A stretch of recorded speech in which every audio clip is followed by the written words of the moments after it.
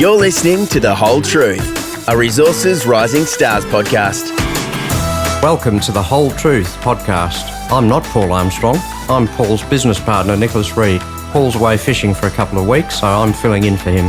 I've just had a chat with Clinton Booth. He's the Chief Executive Officer of Pioneer Lithium. Pioneer has just had a pretty impressive start to its life as an ASX-listed lithium explorer. Clinton, I'm going to call him Clint, he's given me permission, joined the company from a senior position working for Andrew Forrest as Global Head of Integration at Fortescue Future Industries. Clint, together with Pioneer's Exec Chair, Rob Martin, will be leading the charge, aiming to very quickly transform Pioneer into a significant player in the North American battery metal space by advancing its trio of highly strategic lithium projects in Ontario and James Bay in Canada, one of the world's hottest places for lithium exploration. As you will hear, this is an exciting growth story, and it comes from a stable of Canadian lithium companies led by Rob, which have already kicked some serious goals in North America.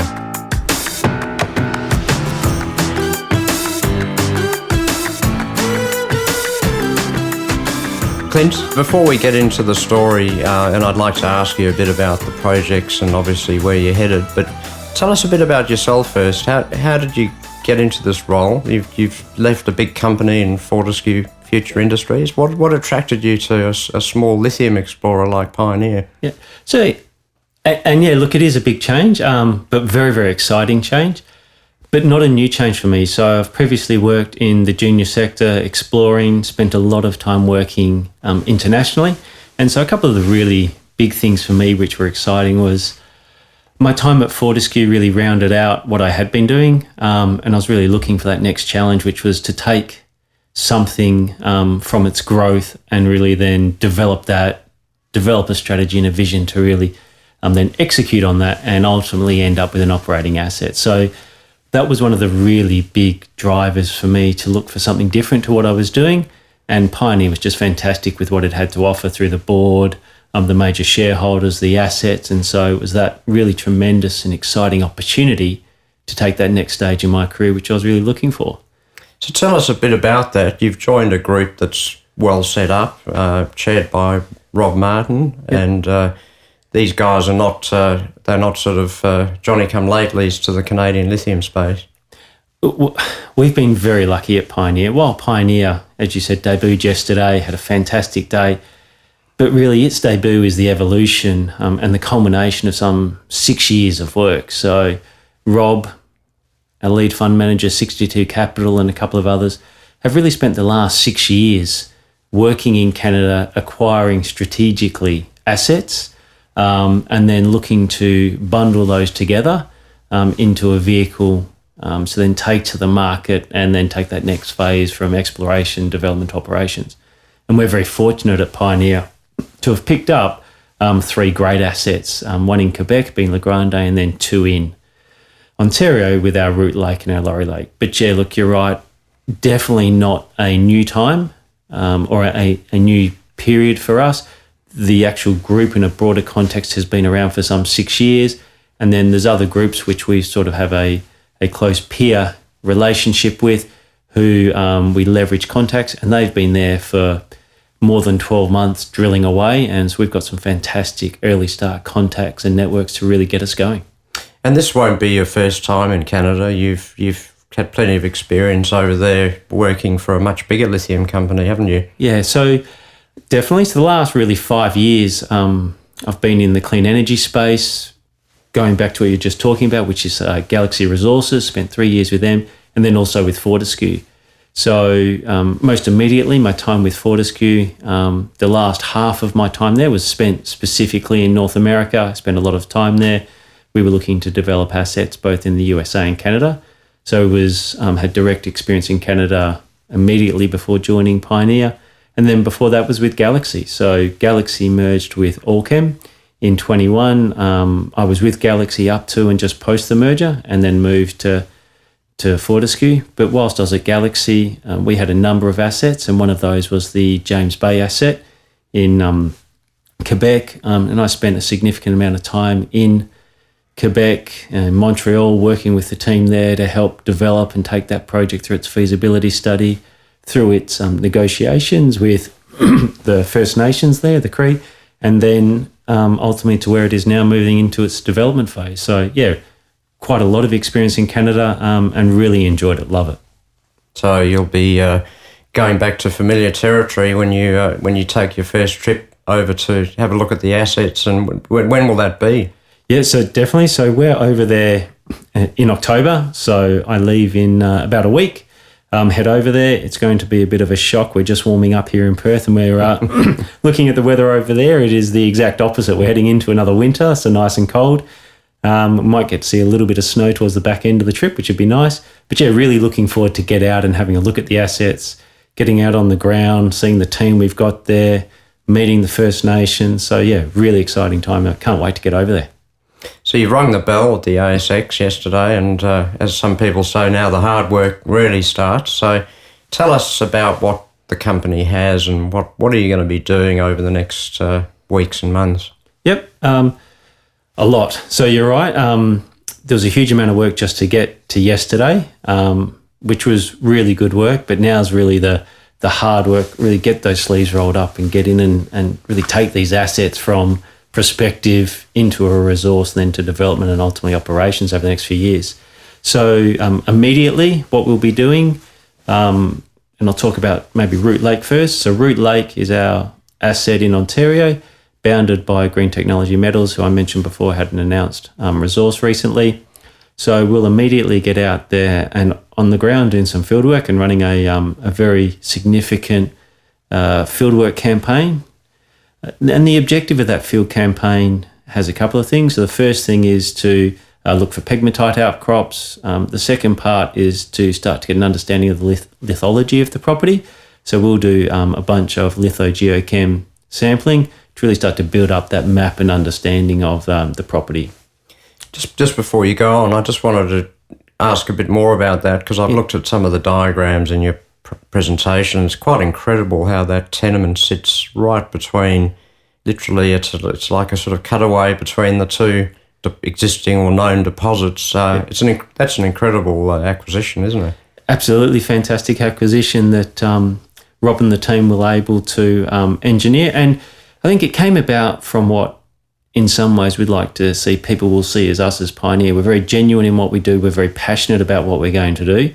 And when we say we're going to do something, we're really going to push forward and do that. And I think the vendors for that, RockX, could see that in Rob and the team when they spoke to them, and were really comfortable to talk to us and offer that to us.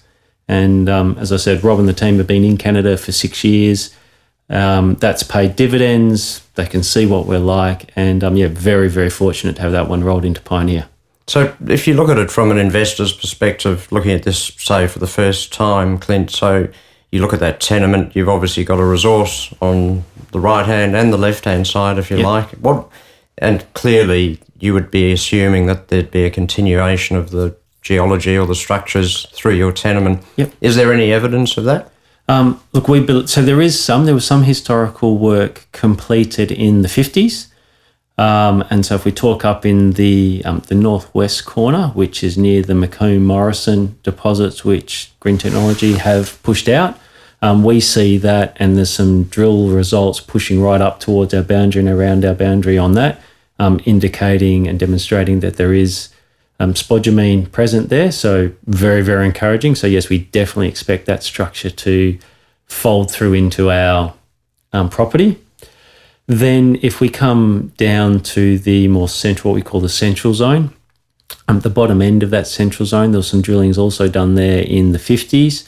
I think it was Capital Drilling Limited did that, or Capital Mining Limited did that.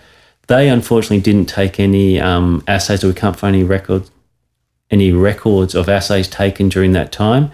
But from what we can see from the way the structure runs with the aeromagnetic survey we've had performed, for that property, RockX had performed for that property. From what we can see, we're very confident that the Root Bay showing and the announced resource from Green Tech from their Root Bay area, that does fold down, it comes along and then dips down to the southwest in through to our property. So we are very, very excited, and we think it's highly prospective, that area. It's a fantastic polygon to have been able to grabbed our hands on. Fantastic. So one assumes you'll be able to drill that pretty quickly, given how, I guess, standout a target it is. It is absolutely our primary target, and to get on there drilling. So the fieldwork program I spoke about, that the results from that, coupled with the aeromagnetic survey that we have and the LiDAR, which is being flown now, by the end of October, we expect to have results from our sampling campaign, from the LiDAR, and we'll be able to finalise the design of our drilling program. There's a couple of things we also have which are really fortunate for us. So not only will we have been able to have this really quick start on the fieldwork campaign driven by some of the existing data we picked up with the claims, but probably even more importantly, we've been really fortunate to get around a permit which allows us to drill in around about a dozen areas. And that's absolutely fantastic. So the permitting process is well known in Canada. For drilling, it's relatively straightforward to go through. But like all permits, there is a process you need to go through and information you need to gather and consents that you need to obtain. We're really fortunate that that's already been obtained. So we can be out there drilling immediately, and we see with the information coming in, by the time we've analysed that and finalised our program, we expect to be drilling in late October, early November. Fantastic. So the news flow is going to be coming thick and fast out of that project. Yeah, absolutely. Look, we would expect probably from next week we'll be able to talk a bit about our fieldwork program. Getting into the back half of October, we'll be able to talk about the results we've seen from the assays, and then, straight into the drilling for back end of October into November. So, should be plenty to keep the market informed about the great progress we're making.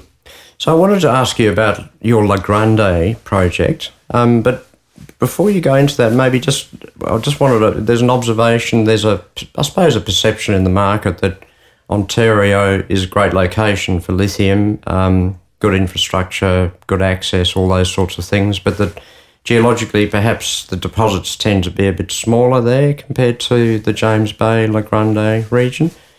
As you tell us about La Grande, I'd be interested to get your thoughts on that. Sure. So maybe I'll talk a little bit about La Grande and then come back. So we just spoke about the significant news flow and the efforts we're doing at Root Lake, and that is definitely our primary, but it's very closely being followed by our La Grande asset. So La Grande is up in the northern James Bay region, very closely situated to the deposits that Winsome with their Cancet and their Adena, and also Patriot Battery Metals have with their Corvette project.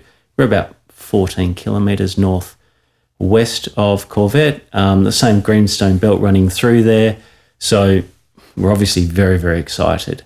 Whilst we've had some ability to kickstart our campaign with Root Lake, it's not quite the same up at La Grande. It is a little bit more difficult to access, and also it is really straight out first up exploration for us there. So what we will be doing initially is, and we've just initiated, is some multi-spectrum work to be done. So we expect our results from that in the next couple of weeks, and then we will be on the ground doing some field work. So in the second half of October, we expect to be performing field work. We've just engaged a company, iOS, to perform those services. So they're starting to prepare for that. So whilst it is an area that isn't or hasn't been explored to date, our specific assets, as I said, we'll already be up there in October and start to have a really good understanding of what's going on that property. Taking that information, we'll then be looking to start devising a drilling program and looking to get drilling sometime in the new year in La Grande. To go back to the difference between Quebec and Ontario, I think what you'll find is Quebec, from I suppose my assessment, I was with Galaxy from 2019. There was already a couple of operating or second asset coming in. So we've had a couple of operating mines in Quebec. We've had people exploring in there for a significant amount of time, and there's been some real interest in there in the last couple of years and some great results now recently coming out. I'm very confident Ontario is going to be in the same space. It's just a little bit later from a starting perspective, so earlier in the exploration phase. And I'm extremely confident that you will soon see in the coming 12 to 24 months the enjoyment that Quebec sees flowing over into that prospectivity and enjoyment from an exploration and moving into development for Ontario. So there's no reason that we can't see the 50 to 100 million tonne type deposits down in Ontario?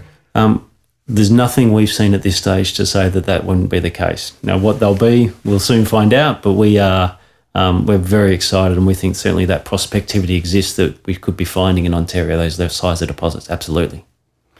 Just wanted to ask you a bit about the strategic context of what's going on in North America, Clint, and you know more about it than most, having spent a fair bit of time in North America, but we hear a lot about the Inflation Reduction Act with the North American battery raw materials, explosive growth, the EV revolution, the Teslas, all this sort of stuff. Can you give us a bit of colour about that? Because sitting over here on the other side of the world, it's sometimes hard to picture what's really going on over there and why is this such an exciting opportunity? So if you look at it firstly, obviously just the size of some of the incentives, and it's not just the Inflation Reduction Act. So the Inflation Reduction Act gets a lot of the media coverage and the headlines for it, whereas there was a previous act, the Bipartisan Infrastructure Act, and that really was where I think a lot of this kick-started from. That was a precursor, and there's a lot of opportunities and incentives available for renewable energy type projects sitting in there, and then you move out to the IRA itself, which has then taken it to the next level. So I think the first part is you've got a United States government which is tremendously focused on re-engaging itself into some significant manufacturing and ensuring that it's got a great deal of opportunity to manufacture in country. So then they're demonstrating that desire through the allocation of policies and dollars to business to be able to help kickstart. So I think that's the first part of it. What you're also seeing with that is Canada itself is not falling behind in that regard, and it's also saying, hey, look, we've got great skills here. We can really work with that. We've got a great trading partner next door to us. We're obviously fantastically located. And so they had their fiscal outlook, which included some level of response to the IRA, I'd say you'd call it. And that also had some great incentives and initiatives and demonstrated from the government with their policies that, hey, they're also going to support the development of industry. And so you're seeing in places like Ontario, you've got Volkswagen coming in, building a manufacturing plant, spending billions of dollars there. Right next door, you've got Michigan, so you've got all the big automakers working through there. So I think as you look at it, the IRA has helped kickstart. Canada has responded. Both governments are showing a tremendous initiative from a policy perspective to really tackle and bring about clean energy. And they're doing that by facilitating businesses coming there. And then you're seeing all these then secondary or let's call it more upstream organisations saying, hey, we need to get into that and really help you out and provide the raw materials to develop that. And that's really where it's exciting for us. We can provide the raw materials, and we've got a really strong downstream market existing, ready to go right next door to us. So I think that's what we're seeing there, and that's what's really exciting for us. Fantastic, Clint. So, look, I just want to sort of, I suppose, bring it home a little bit by asking you to think forward. I know you like to think in big strategic terms, and you've had a blistering start, obviously, yesterday, but let's look forward, and I'm not going to hold you to this, but let's have a think about where would you like to see this company, say, in a year from now, and perhaps in 2 to 3 to 5 years from now. What are your growth horizons? Yep. There's nothing like setting deadlines and targets to be reminded of at a later date. So I think the first thing is, look, we're still on our journey of learning certain things, and things will change. But if you say you've got to set yourself a plan and say, well, from that plan I can then target and work towards it, some things will go away, some things we might have to slightly adjust the plan with new information. But if we said in the next 12 months, what would our focus be? So in the next 12 months, very much about getting a very strong understanding of our Root Lake property. And I'm thinking we should really be seeking to be in a position where we'd be looking to put out a maiden resource for Root Lake. So that, to me, from a 12-month goal plan is where I'd really like to be, is be coming back in 12 months with a maiden resource for Root Lake. Obviously depends on what we find, and this initial campaign of drilling is going to be critical to that. But sitting here today, that's what we'd like to see. La Grande as well, I'd like to see La Grande have developed. I'd like to think within 12 months, we've got a significant drilling campaign underway up there. So are you saying we start in October this year? We have some great results we get from the fieldwork campaign. We start an initial drilling campaign next year. We get very fortunate, we hit what we are hoping to hit, and we can then really develop that out. So I think the next 12 months for La Grande would be deep into our exploration program and starting to get towards the back end of, we're getting ready, I suppose, for the back end of 2023, early 24 from a maiden resource for La Grande. Probably three to 5 years out where we'd like to be. We'd definitely like to be in a place where we have our permits in place, talking around the funding options, talking around offtake, and within 3 to 5 years, I'd like to think that we're actually in development of at least one of our properties.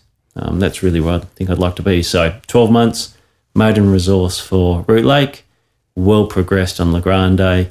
3 to 5 years, we've got a development underway. That sounds pretty exciting. And look, obviously let's bring it back to the investment sort of dollars and cents, if you like. The company raised 5 million and 20 cents. So your starting market cap, even after a very good debut yesterday, is still only about 10 million, is that right? Yeah, so after yesterday, so we started out at just under 9.4 million was our market cap from the IPO. Yesterday we got up to around 16 million, I think it was, by the time we closed. So when you look at where we're at, great board and management who are aligned on the objectives I just mentioned, great assets, fantastic location with regards to customers and downstream, and as we've just spoken about now, a really, really tight capital structure. So I think as an organisation, there's not much more you could ask for someone starting out, a new company. There's 4 great attributes we have there, and I'd hope the market can see that, can understand that, and will really work with us as they see the positive results, say, well, actually, you're not a $16 million company, you're definitely a lot more than that. Yeah, there's plenty of room to grow from 16 million, isn't there? Yeah, absolutely. Yep. Clint, it's been great to chat to you. We wish you all the very best, and we'll catch up with you again. Thanks very much, Nick. Really appreciate the time. You've been listening to The Whole Truth, a Resources Rising Stars podcast, produced by Resource Media, hosted by Paul Armstrong for Reed Corporate. Please note that Reed Corporate does not provide investment advice, and investors should seek personalised advice before making any investment decisions.